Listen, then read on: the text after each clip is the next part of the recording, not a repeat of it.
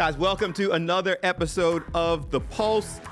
He's a comedian, actor, author. Yeah, businesses. You're one of those people, Jo Koy, on The Pulse, who's got so many titles you're hard to define. Thanks for coming on. Aw, thank you, man. Look what I'm going to do for you. Look. See, that's a good man right there. I had to do that. Out of respect, I get it. You're a Phillies fan, so let me take off the Dodgers hat. That's a good man right there. I appreciate that. Your house. I'm respecting your house. Well, I appreciate you coming into the house and spending some time with us out of, I know, is a very busy schedule. We thank you for that.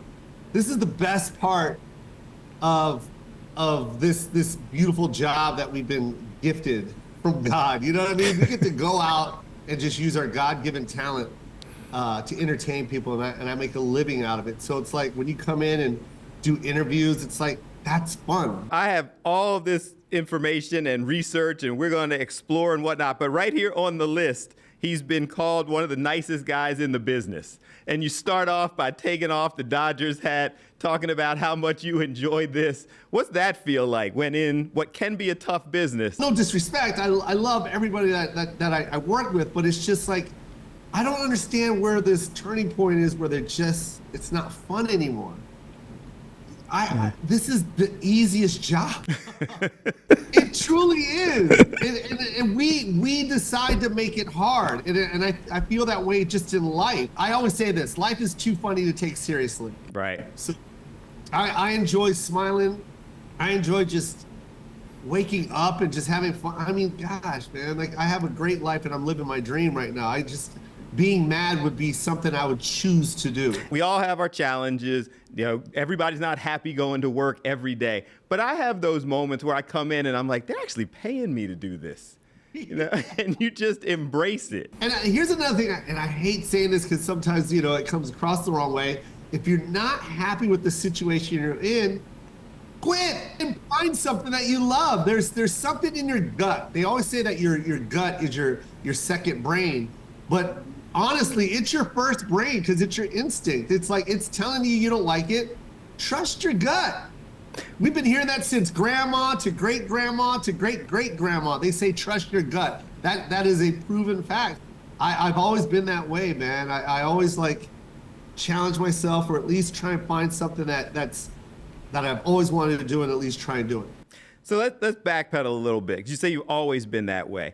But how did you get started in entertainment? Because I've read a whole bunch of stories from you pretending to be MJ, dancing and whatnot, to your mom inspiring you. Like, what's the true story?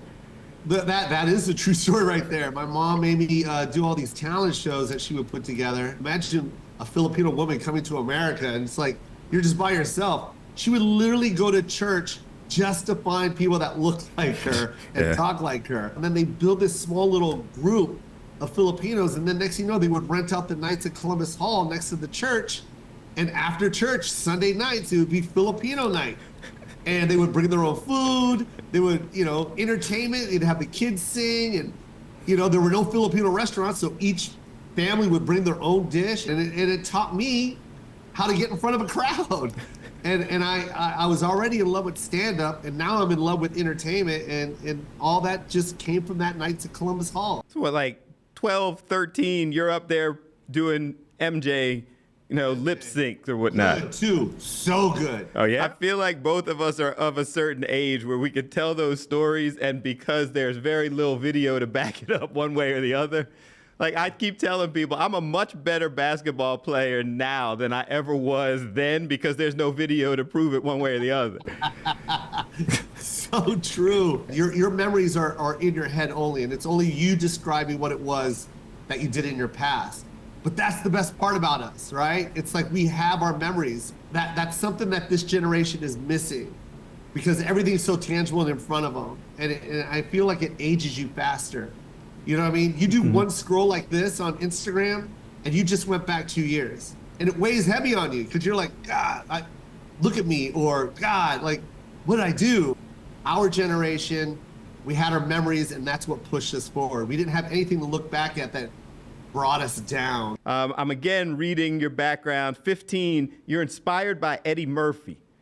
That's quite an inspiration at 15 years old. And you know what's crazy is when I saw him, I was 10, right? So I watched Delirious on HBO, and this is back in the day when no one had cable, so we would get free cable. HBO would introduce free weekends. I would record Whoopi, I would record Eddie, and when I saw Delirious, that's when my mouth dropped. He was speaking a language, and it wasn't until later that I realized that guy was only 21 years old doing that HBO special. Wow. And I was 10, so I was relating. I was getting it. It was my kind of humor. People don't understand that. Like, he was only 21. When you watch him on stage, the maturity was just beyond. The confidence was like through the roof. The subject matter was very youthful. That's why kids gravitated towards Eddie so much, because you're like, oh, this is brilliant. It's not until later when he talked about being married and all that stuff, but the Delirious was like, this dude was just out of high school. You know what I mean? He was just out of high school. His college was SNL. Like, he was on Saturday Night Live at 19 years old. Like, people don't realize just the genius of Eddie Murphy. Don't get me wrong, I loved Richard Pryor and all that. You know what I mean? But when I saw Eddie do Delirious, I was like, I need to be that guy. I even went to Raw. I was 15 when I went to Raw. I saw it live at the Seattle Coliseum. That's a really accepting mom letting you go see Eddie Murphy at 15. She had no idea until she dropped us off. She was like, you're going to a concert? Coming up, why he believes confidence is absolutely necessary for all of us. Compliment yourself, because if you're going to wait for someone to compliment, you're going to be waiting a long time. We've had the pleasure of having quite a few comedians, all have different stories. You know, Michael Blackson was working at Domino's. This is weird right now. Why? And Michael Blackson was in my office. Well, Gemma, when was Michael Blackson here? 2 days ago? 2 days ago. I don't know, man. Like, this was supposed to happen. Like, how random that you brought that up, because Michael Blackson and I go way back. Like, you know what I mean? I've known Michael Blackson 26 years.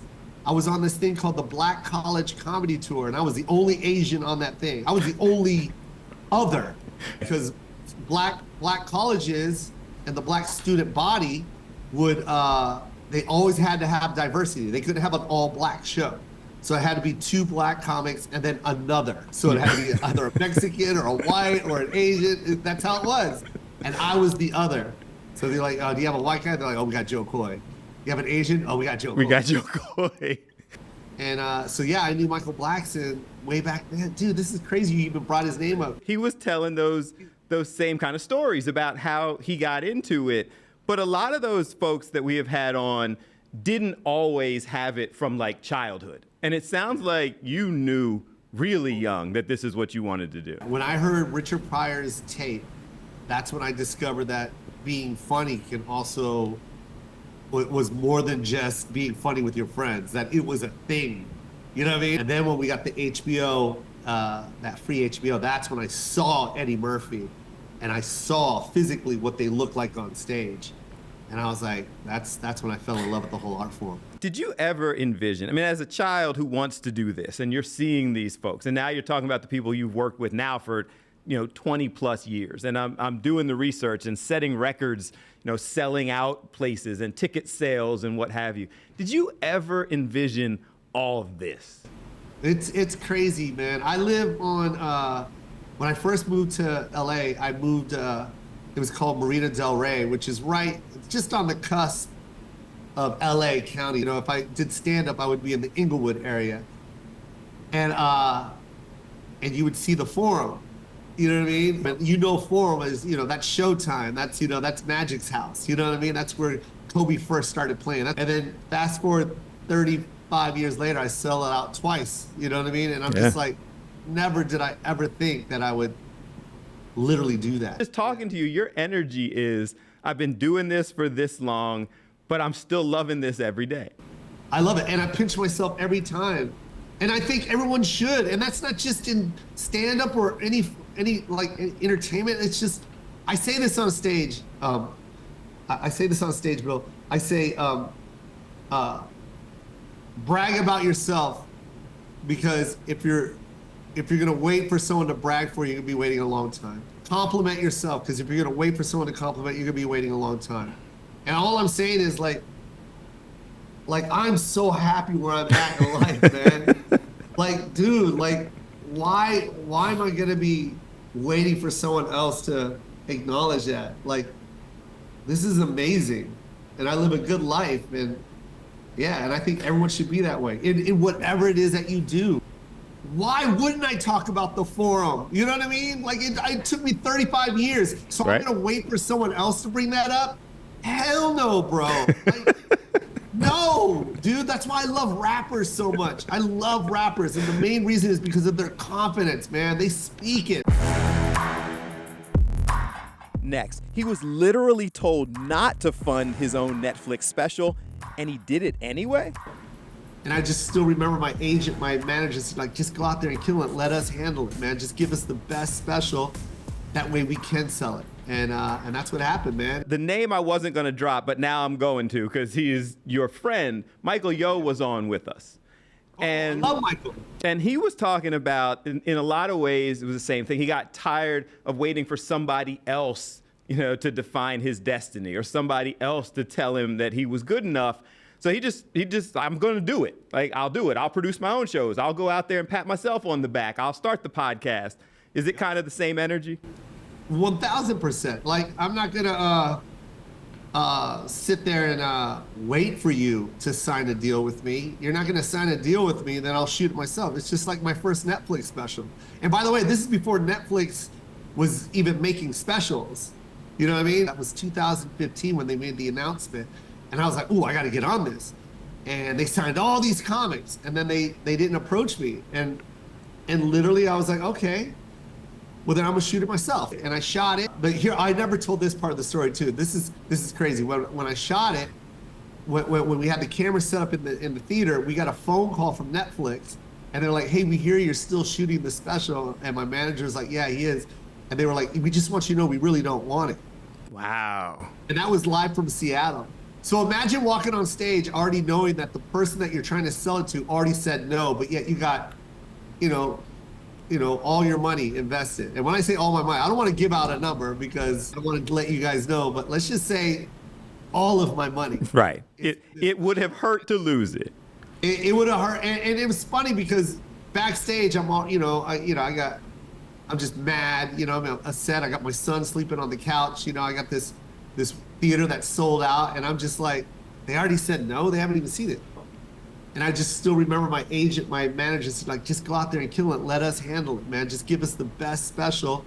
That way we can sell it. And that's what happened, man. And literally we shot it, cut it up, and then 6 months later we sent it to Netflix, and we were like, we know you said no, but just look at it. And 30 minutes after they watch it, they're like, don't shop it around, we want it. So that's a perfect example of like compliment yourself. That was in 2015, and I know that's 9 years ago.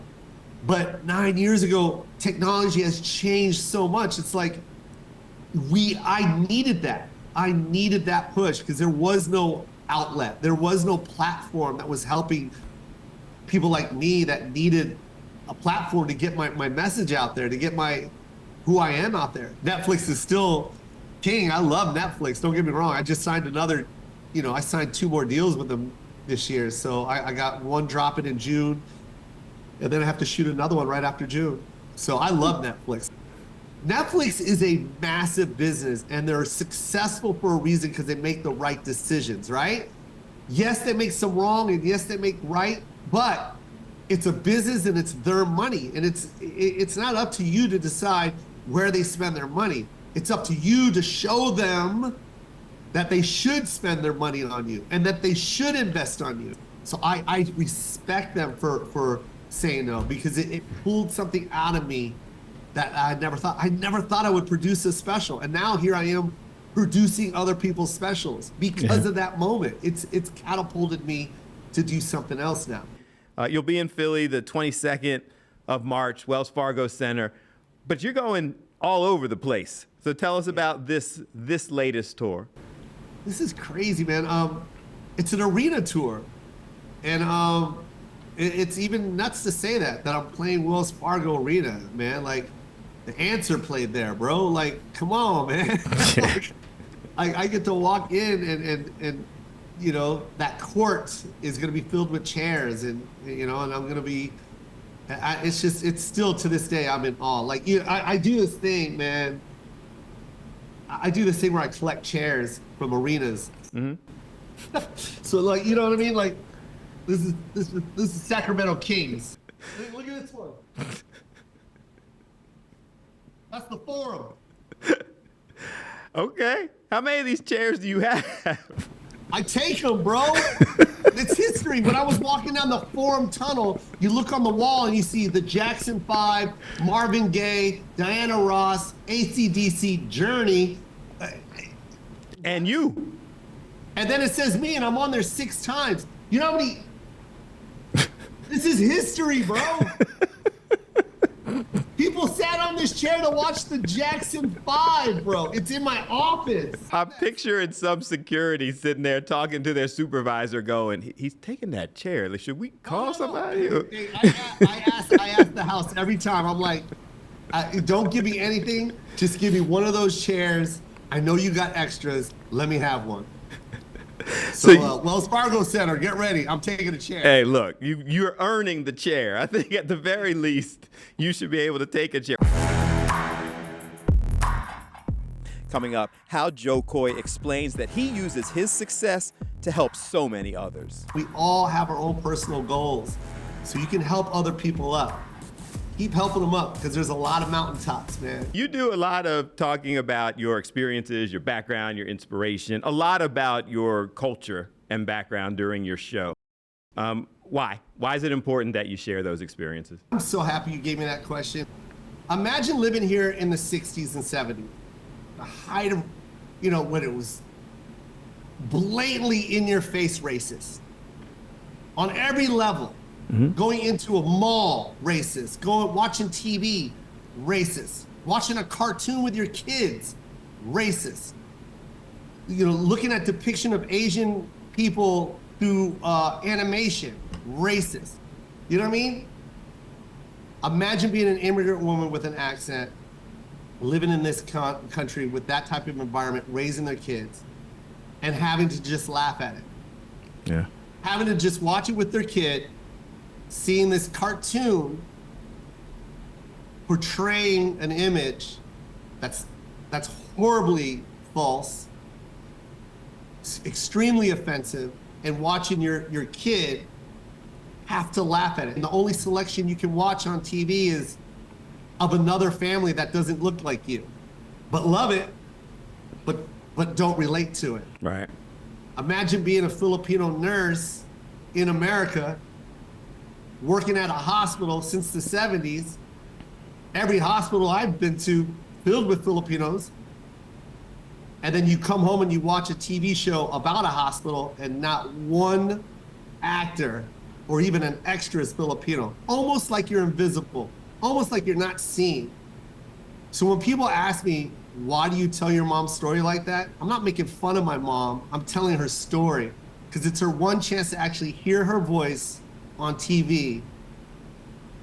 And she's been living in this country since 1969. And I'm the only reason why she's ever heard her accent beautifully said and make her feel extremely proud to be who she is as a Filipino mom in this country. You can find Jo Koy all over the internet. Buy the tickets. They're going to sell out. So I encourage you to get them here, Wells Fargo Center, or any of the other places you're watching. The whole theme of the show is the concept of use your voice for good. What does use your voice for good mean to you? I say use your voice to shine light. A lot of people don't like to share that light, man, and it's sad.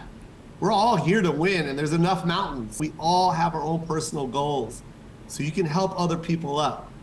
Keep helping them up, because there's a lot of mountaintops, man. There's enough for everybody. Everyone can win. All of us can win. And you'll feel bitter about yourself when you help someone else win. Guys, thanks so much for watching The Pulse. Today with Jo Koy. That guy was just fun. Like from the beginning, you just started talking and knew this was going to be a good one. I hope you enjoyed it as much as I did. Want to remind you that you can go back and check out all of the past episodes on Fox Local now. We are streaming, so make sure you download the app and check it out. Once again, I thank you, and I leave you as I always do, reminding you whenever you can to use your voice for good and have a good one.